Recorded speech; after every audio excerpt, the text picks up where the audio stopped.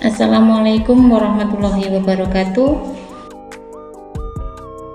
Nama saya Fitria Retnawati dengan NIM 858869626 dari Prodi PG PAUD.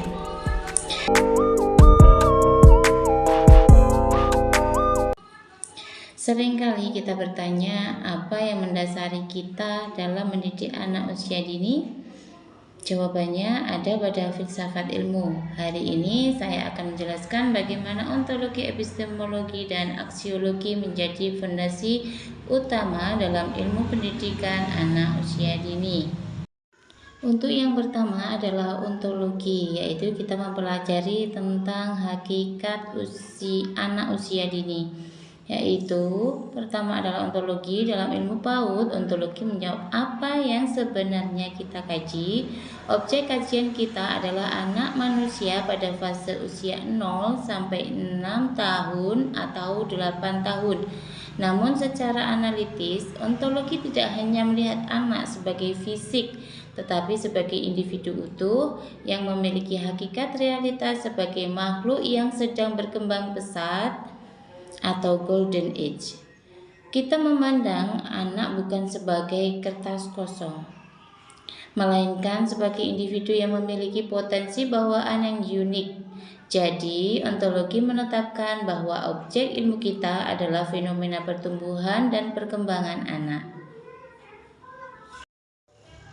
Dan yang kedua adalah epistemologi, yaitu menerangkan tentang cara memahami dunia anak.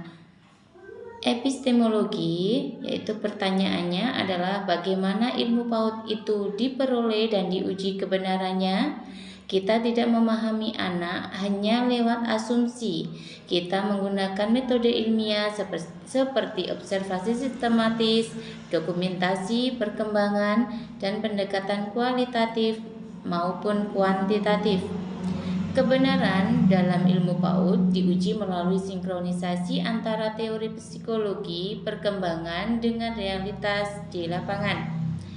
Kita menguji kebenaran melalui metode stimulasi. Apakah metode belajar tertentu benar-benar efektif bagi perkembangan saraf dan motorik anak? Inilah proses epistemologis kita.